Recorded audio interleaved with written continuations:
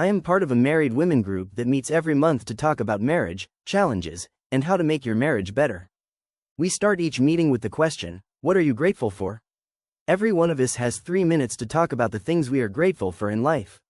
Each time it gets to my turn, I say, I'm grateful for my marriage and I'm grateful for the man in my life. Every meeting, I say the same thing. One day they changed the question to, what's the one favorite thing you own in your life now? All the women said their favorite things, jewelry, new car, kitchen gadgets, etc. When it got to my turn, I said, the only favorite thing in my life right now is my husband. They all burst out laughing. They thought I didn't understand the question. I thought they didn't understand my answer. I lost my job a year and a half after marriage. I'd gone on maternity leave and had returned to work for almost a month when they laid me off. It was a well-paying job that I never thought I would even resign from. All my dreams were to work up the ladder until I reached the apex of the organization, but the powers that be cut my dreams short and asked me to go home. When I came home and told my husband, he was equally shocked. He asked, how come? I didn't have answers. The bottom line, I was unemployed. For close to a year, I went around distributing my CV and praying to God for a miracle. I didn't sleep well. I didn't eat well. I plunged into depression. My husband saw my frustration and said, you deserve better than depression. Let's start something on our own.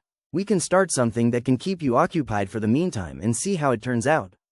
I asked, what something? That evening, we sat together and thought about all the things we could start with the resources available to us. We finally settled on breakfast packaging. We would talk to companies and submit a proposal for the delivery of breakfast to their employees. My husband took some days off work and drove me around to submit proposals with my baby lying on my lap. We tried that idea for 7 months and didn't like the results, so we stopped. And then we started an online delivery business. You buy it and we deliver. That one too, the delivery was the problem. A few months later, my husband bought a motorbicycle and we got a driver to do the delivery for us. It was going well until the motor rider ran away with the motorbicycle. We had to rely on the services of others to do the delivery. Soon the orders stopped coming and I started getting worried. All that while, I was still on the job market looking for a job, but to no avail. Another evening, my husband said, how about cake decoration? I responded, that's not a bad idea. He enrolled me in one of the best culinary schools around and 3 months later I was done. We started getting all the equipment in place to start our business. My husband would come home late from work and sit in front of his computer to design flyers and information cards for my cake business. In the church, he'd ask the announcer to announce my cake business so church members could buy at a discount.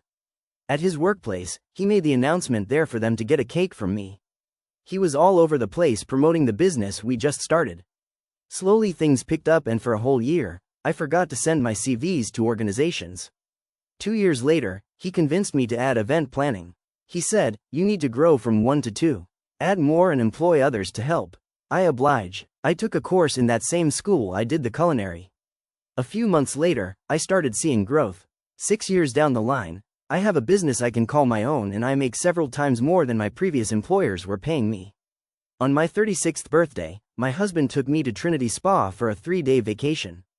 At our first lunch in the spa, I looked at my husband's face as he gently chewed on his food. I realized he had started growing gray hair. I said, you have gray hair now? You're growing ooh. He answered, you don't look at me like you used to. I've had gray hair for over a year now? He said it without malice, but it got me thinking. For all the years that I was struggling to build a life for myself through business, I had unconsciously ignored him. I didn't have time to even look at my husband and see him for what he'd become. I started thinking of all the things I might have stopped doing because I'd allowed myself to be consumed by business. I had stopped cooking, I wasn't home often, I had stopped having proper conversations with him. I was consumed by work. And then he said something that got me startled. Even our bedroom life has suffered over the years. Previously I could wake you up at dawn for sex, but these days, what wakes you up are the orders you have to fulfill.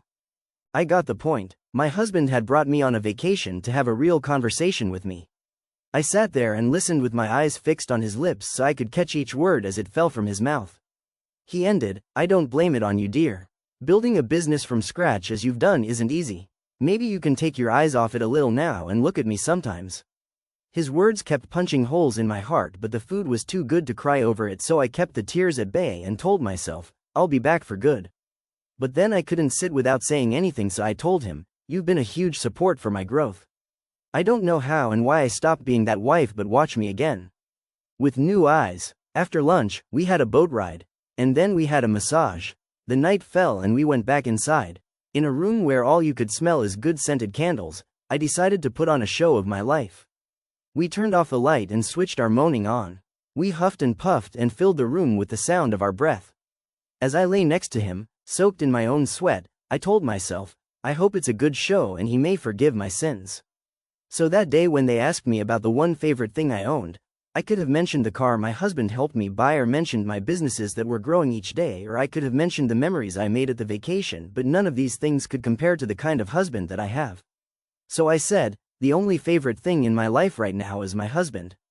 They laughed because they didn't understand that a husband who could love you still and not complain about your shortcomings should always remain a woman's favorite thing.